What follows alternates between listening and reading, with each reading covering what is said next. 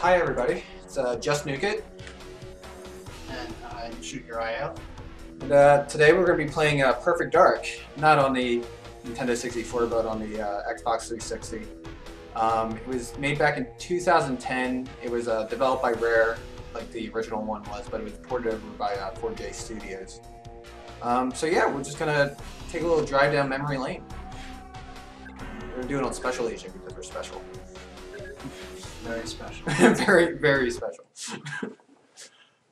So yeah, basic things we want to. I just have kind of like a list here of things I want to talk about. So the first one, we're playing Perfect Dark. What's your favorite Perfect Dark memory? For me, I always really enjoyed the multiplayer. I used to get a big kick out of it because of the bots. I could make a scenario for myself. I could still be playing the game by myself, but make a scenario, make a little story combat simulation with just the characters. Or so, like I would be one guy taking on these big bunch of agents with like a boss character there, like a tougher simulant because you make the difficulties of the simulants. Yeah, you put the dark sim on with a bunch of beat sims. But also I cheat with it too, so I'd have the invincibility on, so I couldn't die and I could do whatever the hell I want while they'd be standing there shooting me like crazy while not being able to do anything. So, but it was still so much fun that I had doing that. It gave me so much imagination as a kid. I had like all these stupid little characters back in the day, like a team of characters or this one solo guy, and just all these enemies for him and everything. But yeah, but even trying to do that nowadays is like tough. Like, oh, I don't have the imagination I used to. My imagination has gone away. Yeah, but otherwise the story was still very good. It was very fun. And even the layout was very similar to GoldenEye. Right. Well, that was the thing that I was just amazed that they started off with GoldenEye. Die. But yeah, we started off with GoldenEye. That was a licensed game that used a license from James Bond. Yeah, James Bond. And they went from that to creating a completely unique story and level and layout. Not used to it without knowing. Yeah. But yeah, it went from GoldenEye to this game. They developed kind of just like off the top of their head. So, if I'm a woman and I'm beating a woman, is it domestic violence or is that okay? Well, I think it's still assault now. Yeah, it's still assault, but it's less big. Domestic, if you were in a relationship with the woman, I'm not thinking. Wait, you gotta do something. Oh yeah, I got that one. I don't have the door. Yeah, this elevator. That over there. Yes. Yeah. Special elevators. One stops at every floor of one. But the introduction of the pistol whip, I think, was an interesting thing with this because up in that there was like no melee. Then basically Halo took it a step further and had a button for melee, where you could run up to a guy and just hit him without having to, switch to a certain feature. This has a pistol whip, as you see on the second player's thing, pistol whip, and you'd have to switch between it. Only a few guns in this game even have the pistol whip feature, and it's sometimes not that effective, so you have to switch between them, and sometimes you might have to do it quickly. Right. And I mean, that was a revolutionary thing about Halo, was that, disarmed. It like seamlessly put the two together. Yeah, die.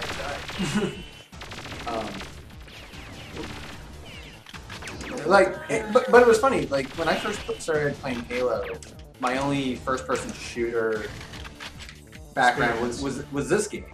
And I was terrible at Halo because I was just so used to this. Also, because the way this game functioned or so was completely different. I mean, with Halo, you controlled the movements and the player, and the moving of the player and the moving of the reticle or so on two different analog sticks. And there was no second analog stick in the N64. There was just the one. And it was only, you were controlled the strafing by like the C buttons and everything. Right. Oh god, the C buttons. Yeah. Please do not remind me. It worked at the time. Oh yeah, no, yeah, sure. Yeah, but even so, when you taking that adjustment to two different analog sticks, which I think even around that time was maybe the PS1 might have just been introducing the dual analogs feature. So it was just that too. Right. Alright, next mission. Yeah, that was the thing. Like with the dual analog sticks now, I'm like, this is the greatest thing ever. Yeah. But like when I first started picking it up, it was just really weird for me. Yeah. It took me forever to get out of like the legacy controls where, you know, you sidestep by pressing right and left on the C buttons. Some of that learning curve that happened or so, where like the left control stick you would use to move forward and look turn from side to side or so, and then you would use the other one to basically what you did with the C buttons or so back for the original one. You would look up and down and you would strafe with it. So yeah, darkness in here. Where are we going? Go this way. I will follow you. Yeah, that's your best bet. Trying to remember the projectors and everything. So currently in the basement they were green ones, and upstairs they were blue ones. So higher level of security or sensitive or so. Like who restricts movements or so, I guess that's really the thing. Like, all right, these guys aren't allowed in here, so if someone tried to steal an upstairs uniform and try to get down here, it's like, wait a minute, you're not supposed to be here. So, but I guess I'm just reading too much into it. Right. But it's funny. I don't think I ever really noticed it when when I was playing the game. Like, it was just like, oh, no, this is another guards. Yeah. It's like, yeah. One thing I like to think about with the shots, like when these guys react or so, when you shoot them or so, or their sound, they might say something like, why me? Or like, oh, I don't want to die, or just something like that. And I remember in GoldenEye, there was actually a stream line of like what they would say when you shot them. Like I used some of the cheats where it was like slowed down time, or they would have a higher lifespan, and you would shoot them multiple times, and they would keep making a sound every time you shot them. Right. They'd be dead, or not until they died, or so when they died, then they finally wouldn't make a sound anymore. So, and you would, if you shot someone with like a rapid fire gun, and they had a high life on them, and you hear all the different sounds, and there was like a line of it, like an actual choreographed line of what they would say or so if you shot them. So there wasn't like any randomness to it. But this is more just random. Someone might say, I don't want to die, and they'd kill another guy, they might say, I don't want to die. But this just gave it way for more diversity or so. right. It's a weird observation, but it's just something I've noticed or so with these first two rare shooters. Right. And I mean, they definitely did a really good job. You don't have to hit them. But go back here a second. I think we like jumped the gun or missed something. Well, yeah. Didn't exactly miss something, but just something I thought of or so. Wait, are we even doing the right objective? We have to start security maintenance cycle and shut down the experiment. Oh crap! Did we have to go through that thing back here? That. Yeah. Yeah, two people. Yeah, I know. I have to see one door. You can't go. Oh, you can go there. Oh, I thought that was an open. Yeah, because you need to start the maintenance cycle to start the bot. They can get you through the fields. Oh, gotcha. Right. Oh my God, there's a lot more blood in this. Yeah, I know. Yeah.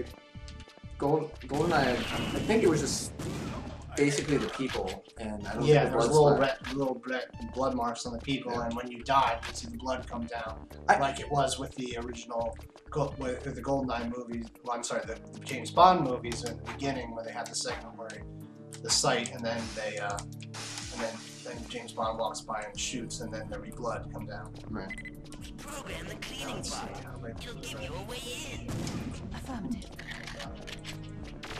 Oh. I'm soon. Where are you? Hi. Yeah, okay, now we go. Got him? Okay, so now we gotta follow the bot, right? No, you don't have to follow him, we gotta just keep going. I'll just go. We gotta take down the other experiments too, so. But do you consider this like the best N64 game though? Whew, that's a tough question. I know I got a lot of replay out of this. Oh, I played this game way too much. Yeah. In a good way. Yeah. I mean, there are so many different games or so. I mean, even Rare made a lot of really good games back to the N64. Do you go this way? Yeah, I think one of them was in these rooms, but I can't remember which. But Rare make a lot of these good N64 games. I mean, besides this and GoldenEye, you had Banjo-Kazooie. That was a really good platform, which almost improved on all the aspects that were established by Mario 64. And then they had a sequel, which is pretty good too. It added a lot of extra stuff, but my personal memory of that, it was like the sequel at least, there was a very irritating point where basically even you're looking up things on a vague internet back then, they was telling you had to press this button with like a pencil, repeatedly press it, because humanly you could not press it this fast, and that they wanted you repeatedly press the button for this one part. So, and it's one of those memories where I was shouting at the system. It's like, work! Yeah. It was irritating me so much. I was swearing or so. At that age, yeah, I was swearing. So, right. But yeah, but oh yeah, I guess yeah, I was like, wait. But then there was like other good. Oh yeah, this guy. Yeah. So Yeah, okay. yeah, we gotta find the thing. But now it has to So now, you know what? I actually should have waited until he got close to the one Yeah. he was gonna hit. No, that's not active, is it? Oh, you're lucky. I was about to push that one. No, yeah. Let's not do it at the same time. Yeah. All right, ready? Go. Oh yeah, that's it. Yeah. All right. Yeah, I don't know if it was the. I mean, Rare, like Rare. I think it would wish it went back to the N64 days, because that was its baby. That's where all its great games were. Yeah, you had Conker's Bad Fur Day. You even had the Donkey Kong games. For Yeah, right. Yeah, they made Donkey Kong too. Yeah. And that was a great game. The only thing I hated about that game is I was terrible at like old school arcade games, and you had to beat those to beat the game. So for the longest time, I was just. You mean stuck on Donkey Kong Country or just the original? Or Donkey Kong 64. Yeah, I didn't play the whole thing of that. I mean, I got as close to the end as I could, and then I would get stuck on the. We have different experiences of the Rare platformers. I played Banjo-Kazooie, you had the sequel, you played Donkey Kong 64. And I've rented Jet Force Gemini, but you've actually played more. Oh yeah, and that, I would say that was the most underrated game in the. Understood. Oh, there was another guy. I should have told you to get the other side. Alright, you watch my back, because I think the guy shows up. Yeah, no, I really like Jet Force Gemini just because it was like completely unique. It was, you know, oh god, hey buddy. It was a unique game. It was completely unattached to anything else they ever did before. And I don't know, I think it was originally made to be a kid's game, so there's like teddy bears and stuff like that. But and then eventually, you know. Well, you had to control a dog. Right. That was one of the characters you had to unlock later. It was like the one. Was it two females or was it male and female? They were twins, but one was a guy, one was a girl. A brother and sister. Yeah, brother and sister, and then their dog. Yeah. And you took all the dragons. Watch out. Oh god. Ah! Someone wanted to do. Alright, can this auto lock? You would need a threat detector from the left. Right. Oh yeah, I forgot about that gun. I got it. I don't need to waste more time with that. It's not part of the objectives. Yeah. You do it. Yeah, you do it? Yeah. We need to establish. Me? Wait. I think there's Oh, there's another one behind it. Nope. Oh, no, that's perfect agent, I think. Yeah. We're mixing up our agents.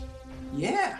And that was one unique feature of the game where if like you were playing co-op or so and someone's playing the blonde, I guess you would say Velvet Dark. Velvet Dark, yeah, not Joanna Dark. That Velvet Dark would show up instead of Joanna. Right.